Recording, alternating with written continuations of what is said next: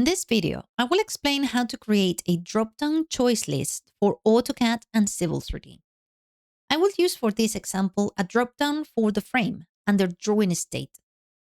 As all the text in the frame is already part of a block, I will open the block editor for it, and we can see the placeholder text at the top. Automatically in the editor, we can see the block authoring palette. The first thing to do is to use the linear parameter and indicate the length of the box for the text. This will be a location label, automatically called distance1.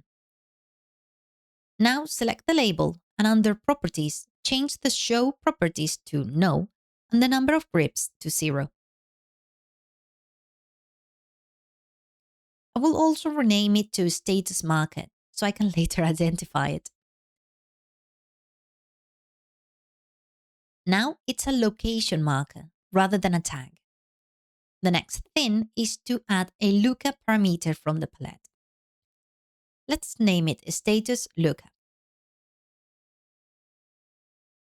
Now I will change the tab in the palette to Actions and add a Lookup action to the Lookup tag. On the pop-up, click Add Properties, which will link the lookup to the location marker, the distance tag that was the first thing we added. Under the input table, we can specify how many options our list will have, in my case, 3 rows. In the right column, we will give each row a name, the text that will display. Once we have finished setting the lookup command, type ATTDEF, attribute definition, and in the pop-up make sure both preset and lock position are ticked. The tag is status, and now in default, from the options, choose Block Placeholder and select the status lookup.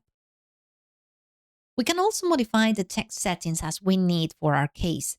In mine, I need it to be centered and always the same size rather than annotative. Make sure that you place it in the correct location over your placeholder text, and I will also copy the style from the placeholder onto the lookup. Let's delete the placeholder and check the result.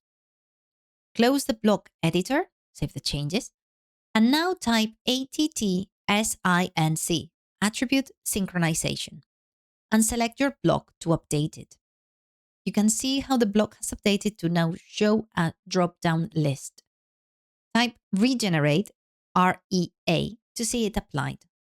To change it, simply select a new one and regenerate. Remember to like and subscribe for more CAD and engineering videos.